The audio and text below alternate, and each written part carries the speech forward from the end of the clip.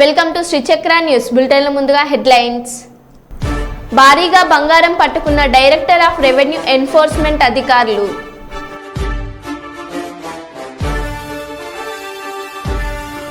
SC reservation వర్గీకరణ తీర్పుపై సంబురాలు.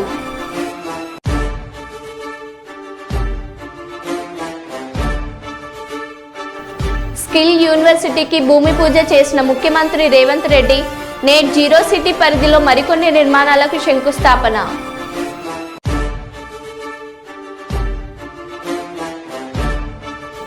Veldurthi police స్టేషన్లో రౌడీ షీటర్లకు కౌన్సిలింగ్ చేసిన జిల్లా SP Shri G Bindu Madhav IPS.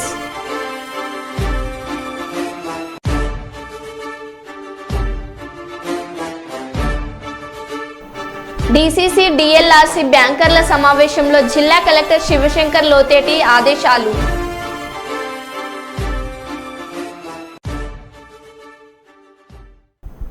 ఇక వివరాల్లోకి వెళ్తే, వెల్దుర్తి పోలీస్ స్టేషన్లో రౌడీ షీటర్లకు కౌన్సిలింగ్ చేసిన జిల్లా SP Shri G Bindu Madhav IPS. జిల్లా SP Shri G Bindu Madhav IPS గురువారం వెల్దుర్తి పోలీస్ స్టేషన్లో రౌడీ షీటర్లకు కౌన్సిలింగ్ చేసి హెచ్చరించారు. చట్ట వ్యతిరేక కార్యకలాపాలకు పాల్పడవద్దని, సత్ప్రవర్తనతో జీవించాలన్నారు. అసాంఘిక కార్యకలాపాలకు పాల్పడితే కఠిన చర్యలు తీసుకుంటామని హెచ్చరించారు. కేసుల్లో ఇరుక్కొని జైలు పాలై జీవితాలను నాశనం చేసుకోకూడదని, ఆదరణ పడిన కుటుంబాలు పిల్లల గురించి ఆలోచించాలని తెలిపారు. ఈ కార్యక్రమంలో జిల్లా ఎస్పీ గారితో పాటు special branch CI Nagaraj Yadav, Veldurthi CI Madhusudan Rao SI పాల్గొన్నారు. ఎస్సీ రిజర్వేషన్ల వర్గీకరణపై సుప్రీంకోర్టు రాజ్యాంగ ధర్మాసనం తీర్పును స్వాగతించి తెలంగాణలో వెంటనే అమలు చేస్తామని ప్రకటించేసిన నేపథ్యంలో ముఖ్యమంత్రి రేవంత్ రెడ్డి గారికి మంత్రులు, ఎమ్మెల్యేలు కృతజ్ఞతలు తెలియజేశారు. శాసనసభలోని సీఎం కార్యాలయంలో స్వీట్లు తినిపించుకొని సంబరాలు జరుపుకున్నారు. సీఎంను కలిసిన వారిలో సీనియర్ మంత్రివర్యులు, ఎమ్మెల్యేలు, ఇతర ప్రజాప్రతినిధులు ఉన్నారు. అలాగే కాంగ్రెస్ పార్టీకి చెందిన పలువురు నాయకులు సైతం డప్పు దరువులతో వచ్చి ముఖ్యమంత్రి గారిని కలిసి వర్గీకరణ సంబరాలు పంచుకొని సీఎంకు కృతజ్ఞతలు తెలిపారు.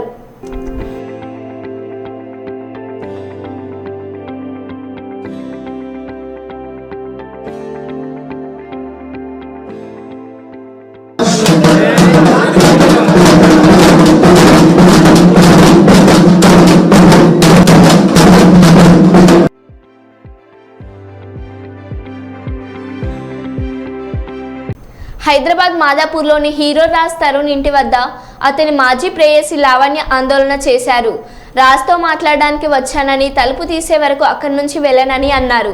తిరగబడరా సామి ప్రీ రిలీజ్ ఈవెంట్ నుంచి రాజ్ తరుణ్ తప్పించుకొని వెళ్లిపోయారని ఆరోపించారు. అతను అడుగుతున్న ఆధారాలు తీసుకొచ్చినట్లు చెప్పారు.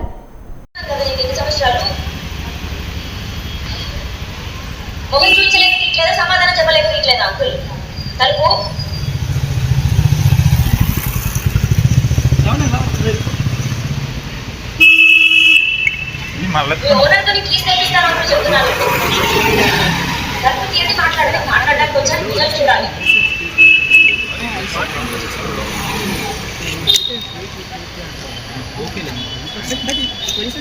కూర్చుంటాను, తెల్లారైనా కూర్చుంటా మీరు తీయకపోతే.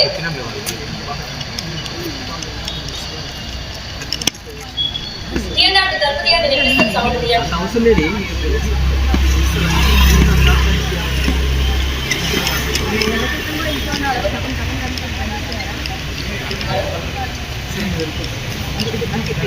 Okay bye.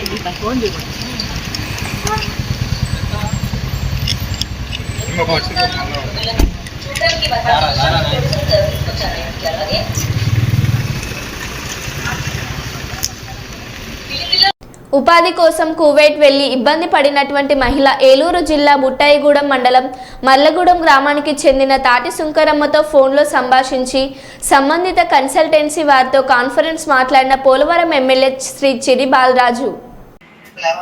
హలో మా నేను ఎమ్మెల్యే పోలవరం అమ్మా. ఏంటమ్మా అక్కడ ఇష్యూ జరిగింది కదా, ఏంటి పంపిస్తున్నారా, ఏం చేస్తున్నారు? పంపించేద్దాం సార్, వచ్చేస్తానండి. ఒక అమ్మాయికి ఇప్పుడే మాట్లాడానండి. అంటే మొదటిదాకా ఇల్లు మార్చుకోండి.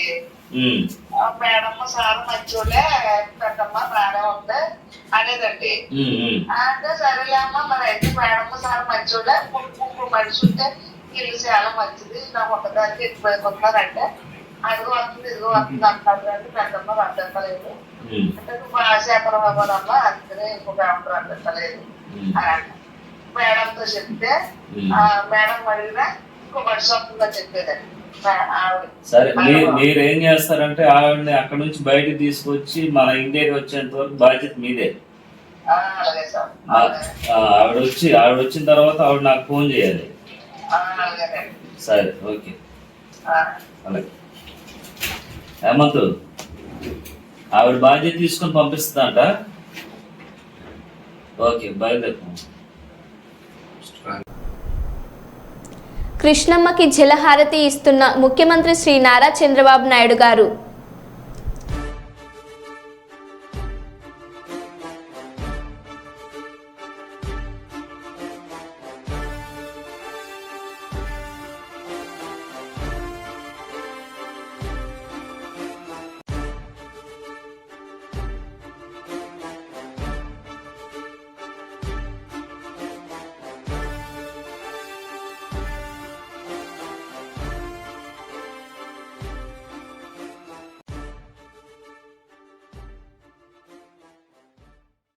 యాదాద్రి భువనగిరి జిల్లా చౌటుప్పల్ మండలం పతంగి టోల్ ప్లాజా వద్ద అక్రమంగా తరలిస్తున్న 3.5 కిలోల బంగారాన్ని డైరెక్టర్ ఆఫ్ రెవెన్యూ ఎన్ఫోర్స్మెంట్ అధికారులు పట్టుకున్నారు. చెన్నై నుండి బీదర్కు మారుతూ సుజుకి కారులో హ్యాండ్ బ్రేక్ కింద సపరేట్ స్థావరంను ఏర్పాటు చేసుకొని నిందితులు బంగారాన్ని తరలిస్తున్నారు. విశ్వసనీయ సమాచారంతో పతంగి టోల్ ప్లాజా వద్ద కారును తనిఖీ చేసి అధికారులు పట్టుకున్నారు. వీటి విలువ 2,50,00,000 విలువ ఉంటుందని తెలిపారు. 3 నిందితులను అరెస్ట్ చేసి వారి వద్ద నుండి 3.5 కిలోల బంగారం మారుతి కారును స్వాధీనపరుచుకున్నారు.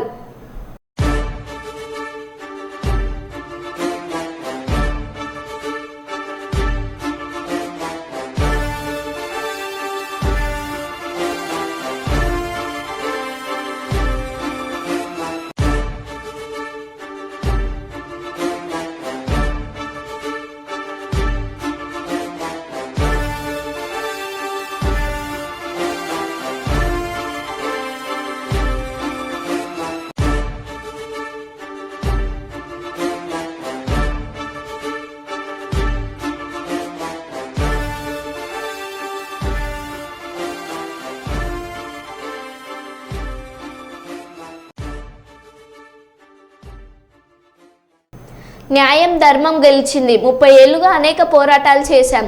ఎస్సీ కులాల వర్గీకరణపై సుప్రీంకోర్టు అనుకూలంగా తీర్పు ఇవ్వడం హర్షణీయం. రిజర్వేషన్లపై 2వ అడుగు పడబోతుంది. ఎంఆర్పీఎస్ అధ్యక్షుడు మందకృష్ణ మాదిగ అన్నారు. ఎంఆర్పీఎస్ ఉద్యమం 30 సంవత్సరాల నుంచి పోరాటం చేస్తున్నది వర్గీకరణ కోసం. ఈ విజయం కోసమే 30 ఏళ్ళ తపనతో కూడిన పోరాటం జరిగింది. ఒక జాతికి జరిగిన అన్యాయాన్ని సరిదిద్దడం కోసం జరిగిన పోరాటంలో, జాతిని గెలిపించుకోవడం కోసం జరిగిన పోరాటంలో ఎంతోమంది ఎంఆర్పీఎస్ నేతలు తమ ప్రాణాలను కోల్పోయారు.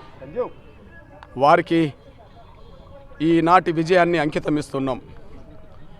30 ఏళ్ళుగా అలుపెరగని పోరాటం చేస్తూ వచ్చిన, కష్టాలు వచ్చినా, బాధలు వచ్చినా, దెబ్బలు తగిలినా, జైలు పాలైనా, నిందలు పడ్డా, ఎన్ని రకాలుగా అవాంతరాలు అడ్డంకులు ఎదురైనా మొక్కవోని దీక్షతో, అకటింత పట్టుదలతో 30 ఏళ్ళుగా ఉద్యమాన్ని ముందుకు నడిపించిన ఎంఆర్పీఎస్ మాదిగ బిడ్డలందరికీ ఈ విజయాన్ని అంకితమిస్తున్నాం.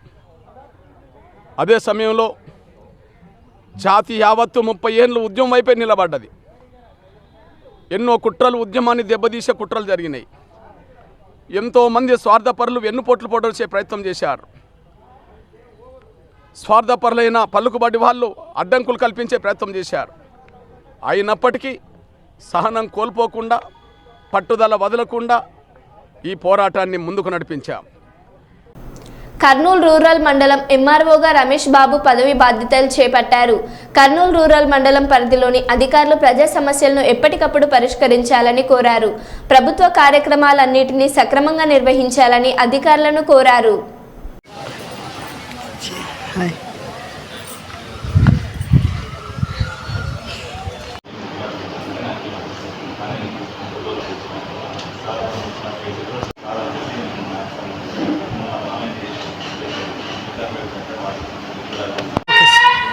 ఆఫ్టర్నూన్.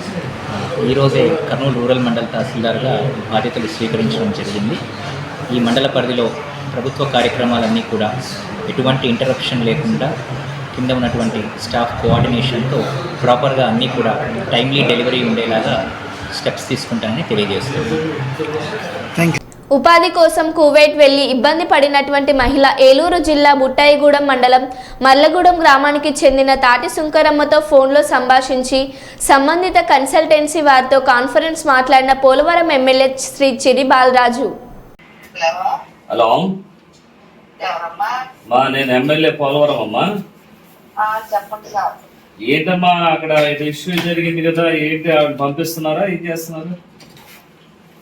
పంపించేద్దాం సార్, వచ్చేస్తానంట. అమ్మాయి కొంచెం ఇప్పుడే మాట్లాడానండి.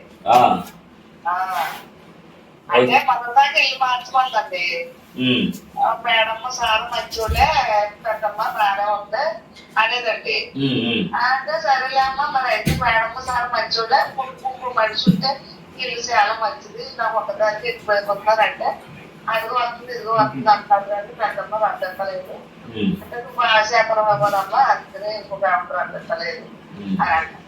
మేడంతో చెప్తే మేడం అడిగినా ఇంకో మనిషి వస్తుందని చెప్పేదండి ఆవిడ. సరే, మీరేం చేస్తారంటే ఆవిడని అక్కడ నుంచి బయటకు తీసుకొచ్చి మన ఇండియాకి వచ్చేంత వరకు బాధ్యత మీదే.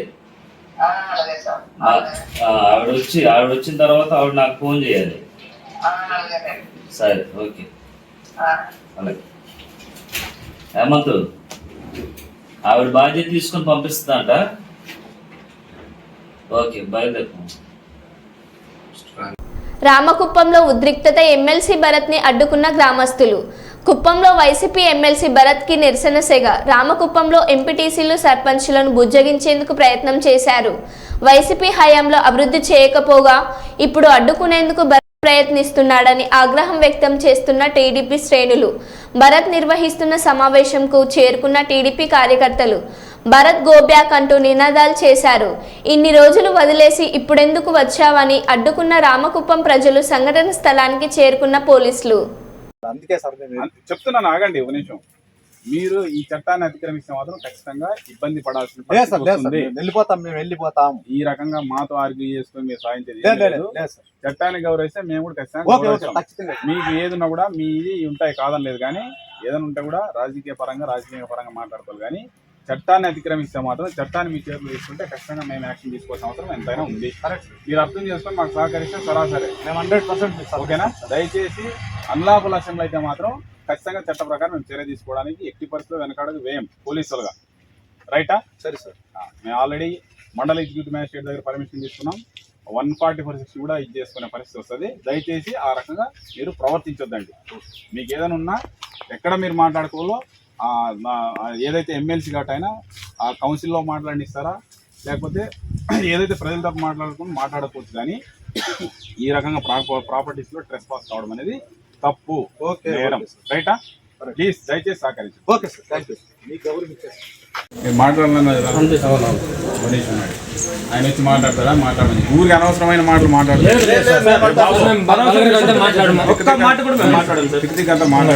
అది పద్ధతి కాదు. మాట్లాడుతున్నారు అదే నేను చెప్తే మీరు గౌరవిస్తారని చెప్పినా మాట్లాడే ఆయన మాట్లాడతారా? మాట్లాడతారు చెప్తారు. ఊరికి ఏంది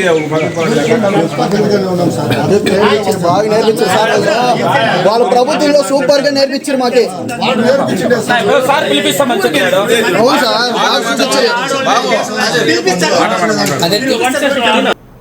బుట్టాయిగూడెం మండలం మర్లగూడెం గ్రామానికి చెందిన తాటి సుంకరమ్మ అనే మహిళ గత సంవత్సరం క్రితం ఉపాధి నిమిత్తం కువైట్ దేశానికి వెళ్ళింది. ప్రస్తుతం అక్కడున్న వారు తనని చాలా ఇబ్బందులకు గురి చేస్తున్నారని సెల్ఫీ వీడియో తీసి సోషల్ మీడియాలో అప్లోడ్ చేయడంతో ఆ వీడియో చూసిన పోలవరం ఎమ్మెల్యే చిరి బాలరాజ్ స్పందించి వారి కుటుంబ సభ్యులతో వీడియో కాల్ ద్వారా మాట్లాడారు. మీరెవరూ భయపడవద్దు. ఆంధ్రప్రదేశ్ ముఖ్యమంత్రి నారా చంద్రబాబు నాయుడు గారితో నేను మాట్లాడి ఆ మహిళను తీసుకువచ్చే బాధ్యత నేను తీసుకుంటారని వారి కుటుంబ సభ్యులకు భరోసా ఇచ్చారు. మీ రుణం మేము తీర్చుకోలేము అంటూ ఎమ్మెల్యే చిర్రి బాలరాజుకు కృతజ్ఞతలు తెలియజేస్తున్నారు. హెల్త్ కండిషన్ కూడా బాగోలేకపోతే ఆయన పట్టించుకోవట్లేదు, చూస్తలేదు. మీరే కథ సహకరించి ఇక్కడికి రప్పించండి.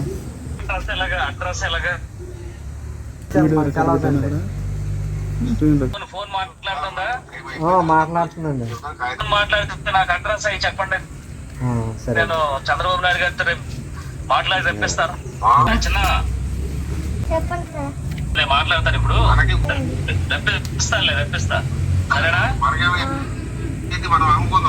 సరే, నేను రప్పిస్తా.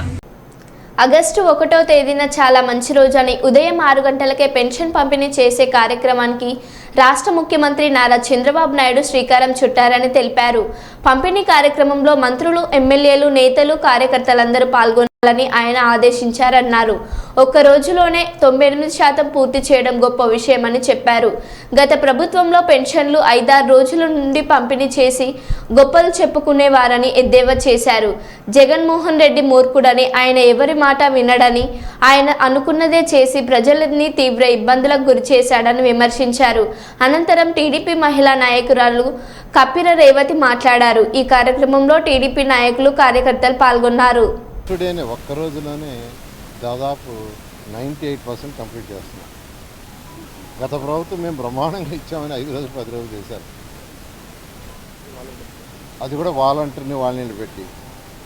ఎలక్షన్ కోడ్లో వాలంటీర్ని ఉపయోగించకూడదని కోర్టు ఆర్డర్ వేస్తే ఆ వృద్ధులందరినీ, యాక్చువల్గా వికలాంగులందరినీ వచ్చి సెక్రటరియట్లో తీసుకోమన్నారు. ఎంత దారుణం!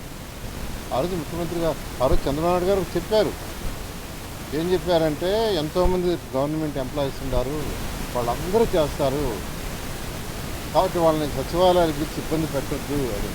కానీ మూర్ఖుడు జగన్మోహన్ రెడ్డి ఎవరి మాట వినడు, తను అనుకున్నదే తను అనుకోవడం. దానివల్ల ఎంతోమంది ఇబ్బంది పడ్డారు, కొందరు చనిపోవటం కూడా జరిగింది. అదే ఈరోజు ఎంత చక్కగా మన 1వ తేదీ చక్కగా తెచ్చాం. ఈరోజు 1వ తేదీ నేను కూడా ఈరోజు 1వ తేదీ మార్నింగ్ 48వ డివిజన్లో పోయి చక్కగా డిస్ట్రిబ్యూషన్ చేశాం. నాతో అధికారులు వచ్చారు, ప్రజాప్రతినిధులు వచ్చారు, చాలా చక్కగా జరిగింది. అదేవిధంగా నేను యాక్చువల్గా ఎలక్షన్ పీరియడ్లో తిరిగేటప్పుడు దాదాపు 11 నెల్లూరులో ఎలక్షన్కి ప్రతిరోజు 4 నుంచి 6 గంటలు తిరిగాను, డోర్ టు డోర్. దాదాపు 84,000 తిరిగాను. తిరిగినప్పుడు చాలా దగ్గర నేను చూశాను. ఈ తోపుడు బండ్లలో చిన్న చిన్న చిరు వ్యాపారస్తులు, కూరగాయలు కావచ్చు, పండ్లు కావచ్చు, లేదా పూలు కావచ్చు, ఈ వ్యాపారాలు చేసుకుంటుండారు. వాళ్ళందరినీ అడిగాను, ఈ బండి నీ సొంతదా? లేదు సార్, మా సొంతది కాదు. సరే, నెలకి ఎంత కడుతున్నావు?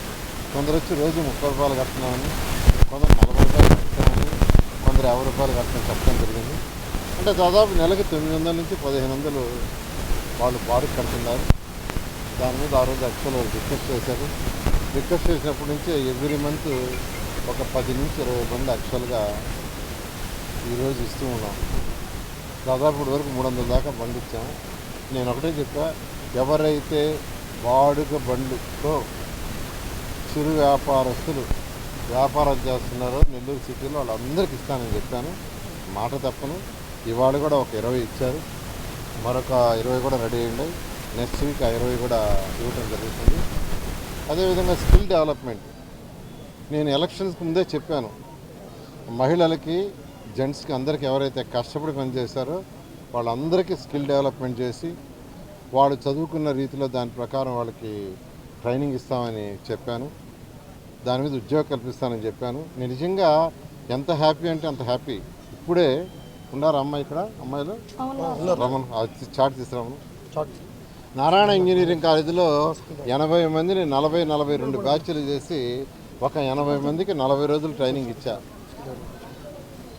బేసిక్స్ ఆఫ్ సాఫ్ట్వేర్ అంటే ఈరోజు ఎక్కడైనా రిసెప్షన్ పోస్ట్ చేయాలన్నా మినిమం కంప్యూటర్ నాలెడ్జ్ ఉండాలి.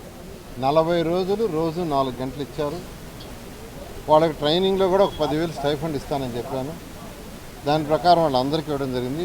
చాలా చక్కగా నేర్చుకున్నారు. నిజంగా నేనే ఆశ్చర్యపోయి, ఇప్పుడు నా దగ్గరికి యాక్చువల్గా తెలిపారా? ఒక చార్ట్ తీసుకొచ్చారు ఇప్పుడే. నేనే ఆశ్చర్యపోయా వాళ్ళు ఏమేమి నేర్చుకున్నది. ఆ 40 రోజుల్లో రోజు 4 గంటలు, 40 వర్కింగ్ డేస్ అంటే 160 గంటల్లో నేర్చుకున్న ఒక చార్ట్, బ్రహ్మాండమైన చార్ట్ చేసుకుని వస్తే నిజంగా నేనే అదిరిపోయాను. అంటే వాళ్ళలో టాలెంట్ ఉంటుంది. ఆ టాలెంట్ని బయటికి తీయటమే స్కిల్. అదేవిధంగా త్వరలో ఒక మంచి స్కిల్ డెవలప్మెంట్ సెంటర్ కూడా రాష్ట్ర ప్రభుత్వం కేంద్రంగా విజయవాడలోను ఇలాంటి ఏదో ఒక జిల్లాలో పెట్టడం జరుగుతుంది. ప్రతి జిల్లాను దాని మీద స్పెషల్ ఫోకస్ ఉంటుంది. కేంద్రంలో కూడా దానికి కొంత బడ్జెట్ అలాట్ చేశారు. ఖచ్చితంగా ఎవరైతే యువత ఉండారో, యువకులు కానీ మహిళలు కానీ వాళ్ళందరికీ కూడా యాక్చువల్గా ఎంఆర్పీఎస్ తెలంగాణ రాష్ట్ర అధ్యక్షులు మేడి పాపయ్య మాదిగ మరియు రాష్ట్ర వర్కింగ్ ప్రెసిడెంట్ కేదాసి మోహన్ ఆదేశాల మేరకు ఎంఆర్పీఎస్ వరంగల్ జిల్లా కన్వీనర్ నమిన్ల క్లేమెంట్ మాట్లాడుతూ మేడి పాపయ్య గారి నాయకత్వంలో 30 సంవత్సరాలు ఏబిసిడి వర్గీకరణ సాధనకై సుప్రీంకోర్టులో ఎస్సీల వర్గీకరణ ఏబిసిడీలుగా అమలు చేసుకోవచ్చని తీర్పు ఇచ్చినందుకు 6 జడ్జీలకు కృతజ్ఞతలు తెలియజేస్తున్నామన్నారు. తెలంగాణ రాష్ట్ర ముఖ్యమంత్రి రేవంత్ రెడ్డి నేను అమలు చేస్తా అని మాట ఇవ్వడం పట్ల కాంగ్రెస్ ప్రభుత్వానికి ఎంఆర్పీఎస్ పక్షాన కృతజ్ఞతలు తెలియజేస్తూ మాదిగల పట్ల చిత్తశుద్ధి ఉంది అని ముఖ్యమంత్రి గారు ప్రకటన చేయడం వల్ల హర్ష వ్యక్తం చేసినారు. న్యాయవాదులను 7గురిని నియమించి మరి ఎస్సీ వర్గీకరణ న్యాయమైన విషయమని మరి కోర్టు ద్వారా తీర్పునియడం జరిగింది. మరి 30 ఏళ్ళ ఎంఆర్పిఎస్ పోరాటంలో మరి ఎంతోమంది అమరులై మరి వర్గీకరణ కావాలి, వర్గీకరణ వస్తే న్యాయం జరుగుతుందనే ఉద్దేశంతో మాదిగా ఉప కులాలు అందరూ కలిసి మరి ఈ పోరాటంలో భాగస్వాములు అయినారు. మరి అది గుర్తించి మరి సుప్రీంకోర్టు ద్వారా వచ్చిన తీర్పు ప్రకారము మరి అన్ని రాష్ట్రాలలో మరి ప్రతిపాదికను ప్రారంభించి అలాగే మా తెలంగాణ రాష్ట్రంలో కూడా మరి గౌరవనీయులు శ్రీ రేవంత్ రెడ్డి గారు కూడా మరి ఈరోజు అసెంబ్లీలో కూడా తక్షణమే మరి విభజన చేపడతామని మాట ఇవ్వడం జరిగింది. మరి ఆ మాటకు మరి తెలంగాణ ప్రజలు ఎంతో హర్షం వ్యక్తం చేస్తూ ఆనందపడుతున్నారు.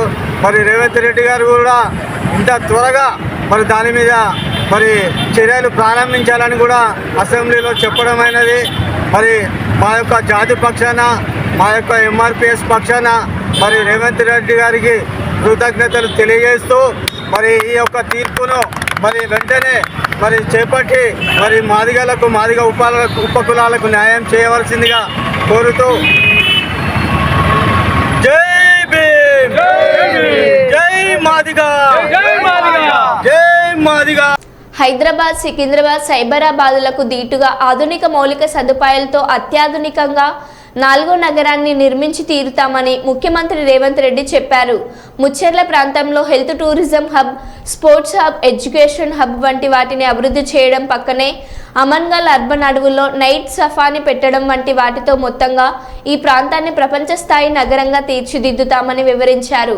కందుకూరు మీరాఖాన్పేట వద్ద నేట్ జీరో సిటీలో ప్రతిపాదిత స్కిల్ యూనివర్సిటీతో పాటు advanced technology centre, modern school, primary health centre, community సెంటర్లకు ముఖ్యమంత్రి ఏకకాలంలో శంకుస్థాపన చేశారు. అనంతరం స్థానికంగా ఏర్పాటు చేసిన సభలో ప్రసంగిస్తూ 4వ నగర నిర్మాణం కోసం చేపట్టే కార్యక్రమాలు, దాని ప్రాముఖ్యతను వివరించారు. అదేవిధంగా ఒక కమ్యూనిటీ హాల్ 2 ఎకరాల మీకు ప్రాథమిక వైద్యాన్ని అందించడానికి ప్రభుత్వ వైద్యశాల 1 ఎకరంలో ఇవాళ కొన్ని కోట్ల రూపాయలతోనే ఈడ పనులను ప్రారంభించుకున్నాం. యంగ్ ఇండియా స్కిల్ యూనివర్సిటీకి దాదాపుగా 57 ఎకరాలతోని దాదాపుగా 150 కోట్ల రూపాయలతోనే ఇవాళ శిక్షణ ఇవ్వడానికి నిరుద్యోగ యువకులకు ఇవాళ పనులను ప్రారంభించుకున్నాం. స్కిల్ యూనివర్సిటీలో మీకు అడ్మిషన్ వచ్చిందంటే మీకు ఉద్యోగం గ్యారంటీ అని చెప్పి నేను మాట ఇస్తున్నా. హైదరాబాద్ నగరాన్ని నవాబులు కట్టి ఉండొచ్చు, సికింద్రాబాద్ నగరాన్ని బ్రిటిషర్స్తో పాటు చాలా మంది అభివృద్ధి చేసి ఉండొచ్చు, సైబరాబాద్ నగరాన్ని చంద్రబాబు నాయుడు, రాజశేఖర రెడ్డి గారు నిర్మించి ఉండొచ్చు. ఇవాళ 3 నగరాలు వాళ్ళు నిర్మిస్తే 4th సిటీ ఇవాళ బాగరి కంచెను ఫ్యూచర్ సిటీగా మార్చబోతుంది. ఈ వేదిక మీద ఉన్న నా మంత్రివర్గ సహచరులతోటి న్యూయార్క్ నగరానికంటే అధునాతమైన నగరాన్ని ఇక్కడ నిర్మించి చూపిస్తాం. రేపు భవిష్యత్తులో ఈ దేశంలో విదేశాల నుంచి వేలాది కోట్ల రూపాయల పెట్టుబడులు తెచ్చి ఇక్కడ హెల్త్ టూరిజం హబ్ ని చేస్తాం, స్పోర్ట్స్ టూరిజం హబ్ ని చేస్తాం. స్పోర్ట్స్ ఈడ స్టేడియంలు తీసుకొస్తాం, ఈడ ఎడ్యుకేషనల్ ఇన్స్టిట్యూషన్స్ ను యూనివర్సిటీలను తీసుకొస్తాం, ఈడ పెద్ద పెద్ద కార్పొరేట్ కంపెనీలను తీసుకొచ్చి వాటి వ్యాపారాలను ఇక్కడ చేపిస్తాం. ఇక్కడ ప్రతిదీ డెవలప్ చేస్తాం. మన ఈ ముచ్చెర్ల ప్రాంత భూమి కానుకొని కడతాలు మహబూబ్ నగర్ జిల్లాలో ఉన్న ఆమంగల్ కడతాలు ప్రాంతంలో ఉన్న వేలాది ఎకరాల ఫారెస్ట్ ఏదైతుందో అర్బన్ ఫారెస్ట్ కింద డెవలప్ చేసి నైట్ సఫారీని కూడా అందులో డెవలప్ చేస్తాం. పర్యాటకులు ఎక్కడున్నా ఇక్కడికి వచ్చి చూసే విధంగా చేస్తాం. భూమి అయిన పేదలకు కూడా నేను మాట ఇస్తున్నా, మీ బాగు కోసం, మీ మేలు కోసం, మీ లబ్ధి కోసం ఈ ప్రభుత్వం పనిచేస్తుంది. మిమ్మల్ని 100% ఆదుకుంటుంది. మీ ఇళ్లలో ఉన్న యువకులకు శిక్షణ ఇప్పించి ఉద్యోగ భద్రత కల్పించే బాధ్యత మన ప్రభుత్వం తీసుకుంటుంది, ప్రజా ప్రభుత్వం తీసుకుంటుందని నేను చెప్పదలుచుకున్నా.